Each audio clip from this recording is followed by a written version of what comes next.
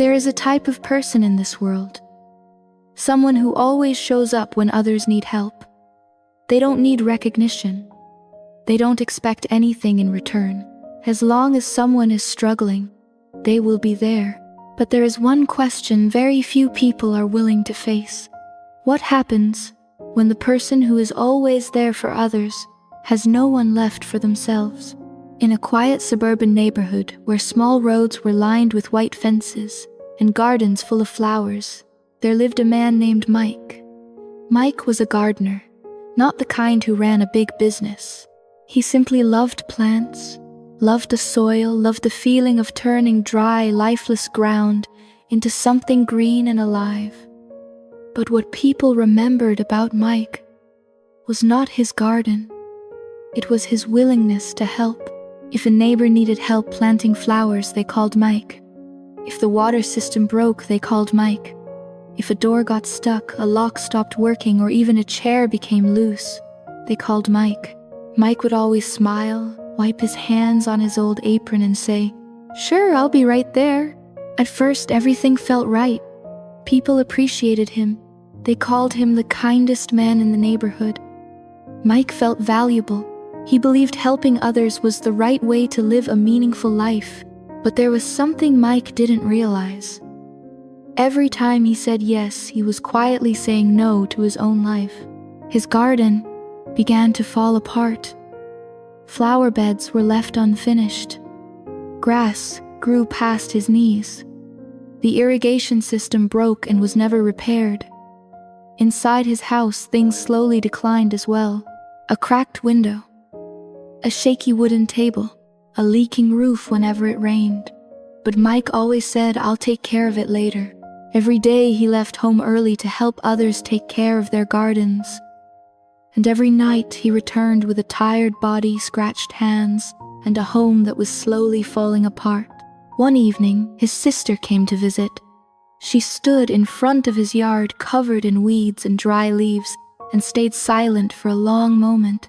Then she asked Mike, "You take care of this entire neighborhood, but why is the place you live in the most neglected one?" Mike gave a small smile. "It's okay. They need me more." But deep inside, there was a quiet feeling he didn't want to face. A sense of emptiness.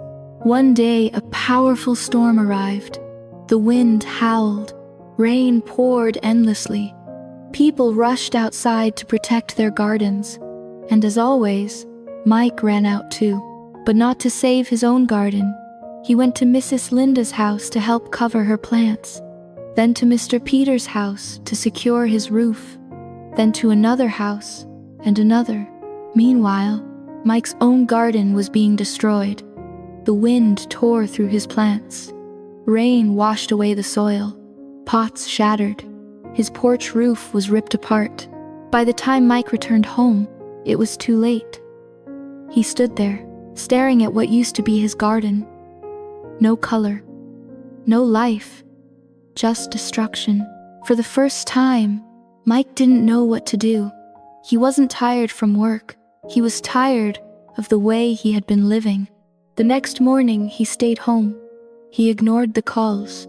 He didn't answer the knocks on his door. He simply sat in the middle of his ruined garden. Around noon, an older man walked by. His name was Thomas. He had lived in the neighborhood for many years.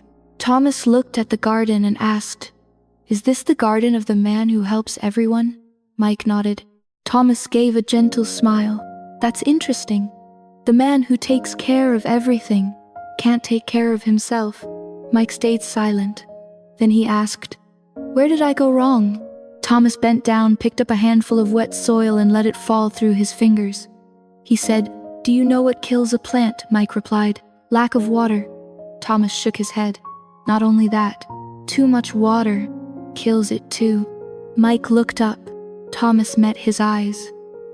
Giving too much without boundaries is like overwatering a plant. It doesn't nourish. It destroys. Mike felt something shift inside him. Something he had always known, but never wanted to admit. Thomas continued, For the next 7 days, don't answer right away when someone asks for help. Ask yourself, will this drain me? Will this make me neglect something important? If the answer is yes, say, not today. The next day, a neighbor came by. Mike, can you help me fix my garden? Mike looked at his own yard. He paused, then said, I'm sorry. Today I need to work on my own garden. The neighbor looked surprised. You're saying no, Mike nodded. He felt uncomfortable, a little guilty, but he didn't change his decision. That day he began rebuilding his garden, slowly, carefully. On the second day, someone asked him to fix a door. He said no. On the third day, someone needed help clearing weeds. He said no again. Something unexpected happened. He had time. He had energy. He felt a sense of peace he hadn't felt in years. After a week, his garden began to come back to life. New sprouts appeared. The soil softened. Flowers started to bloom again. And something even more surprising, people changed.